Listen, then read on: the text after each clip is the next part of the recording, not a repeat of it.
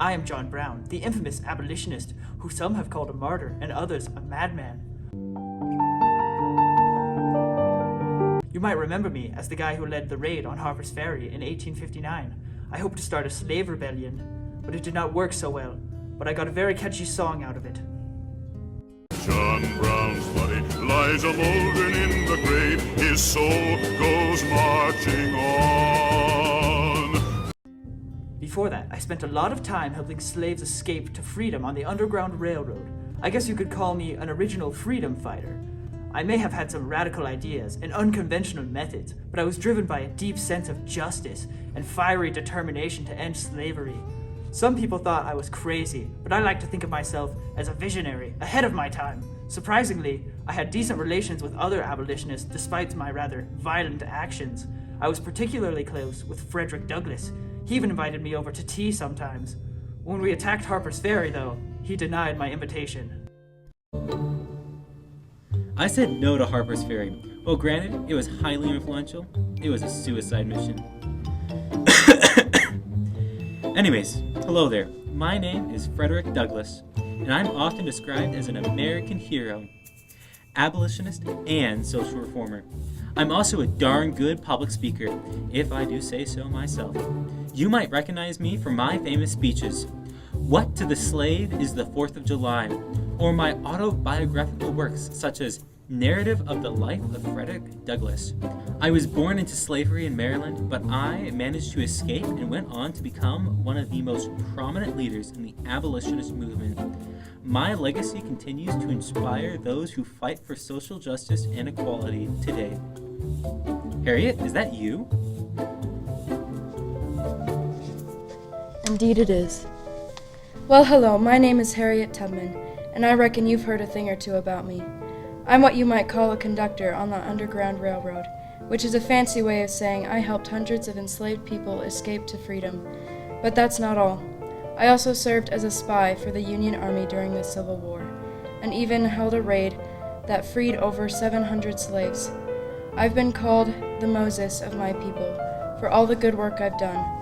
Why, when I was asked how I managed to rescue so many people, I simply said, I never ran my train off the track, and I never left a passenger. That's something that not every conductor can say. Well, hello there. I'm Harriet Beecher Stowe, an American author and abolitionist, best known for my work Uncle Tom's Cabin. My book became a bestseller and was influential in changing public opinion on slavery in the United States. But to be honest, I never expected to be such a hit. I wanted to show the inhumanity of slavery and the devastating impact it had on enslaved people and their families. Little did I know that it would become one of the most influential works of fiction in American history, and even President Lincoln himself would refer to me as the little lady who started the Civil War. I'm telling you, you're going to hell if you continue owning slaves. Hey there, I'm Angela. And I'm Sarah. We're the Grimke sisters. We were two influential figures in the early American women's rights movement and abolitionist movements. Born into a wealthy family in South Carolina, we were raised on a wealthy plantation and witnessed firsthand the horrors of slavery. We became disillusioned with slavery and became actively involved in the abolitionist movement. We traveled throughout the country, giving speeches and writing essays and books calling for the immediate and total abolition of slavery. Our work had a profound impact on the abolition movement. Greetings. My name is William Lloyd Garrison, and I am a man of many passions, ending slavery being the chief among them. Some people might call me a bit of a firebrand, but I like to think of myself as a passionate advocate for justice. You may have heard me as the founder of the abolitionist newspaper, The Liberator.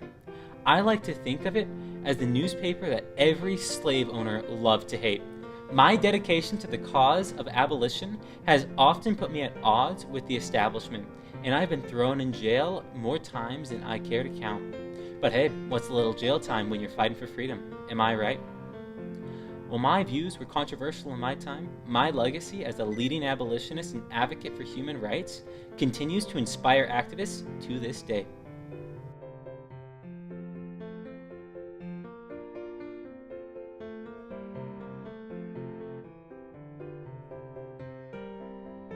You know why? Because I own slaves? Yeah. I'm telling you, you're going to hell if you ever continue to. That was so scary. I'm telling you, It's really not. you look straight up. What was I supposed to? Uncle Tom's Cabin. My book became a bestseller, and I smiled too much. One more time. The infamous abolitionist, who... Before that, I spent a lot of time helping slaves escape from the underground... escape... Not... That is perfect. Are you writing anything? No, it's actually not raining. I don't know why. Lick it. John Brown's body lies a moldering in the grave.